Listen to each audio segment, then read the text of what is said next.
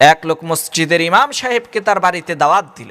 তো ইমাম সাহেব যখন ওই লোকটার বাড়িতে এসে খাবার খেয়ে চলে গেল, তখন ওই লোকটার ছেলে এসে বলছে, বাবা, এই সোফার মধ্যে তো আমার অনেকগুলো টাকা ছিল, এই টাকাগুলো গেল কোথায়? তখন লোকটা বলছে, এখানে তো ইমাম সাহেব ছাড়া আর কেউ আসেনি। তখন ছেলেটা বলল, বাবা, তাহলে এই টাকাগুলো ইমাম সাহেবই চুরি করেছে। ছেলের এই কথা শুনে ওই লোকটা বলে উঠল, আরে বলো কি, ইমাম সাহেব তো খুবই পরহেজগার মানুষ, তার তো এই ধরনের কাজ করার কোনো কথা না। যদিও তিনি করে থাকে, তবুও তার সামনে গিয়ে এই কথা জিজ্ঞেস করার সাহস আমার নাই।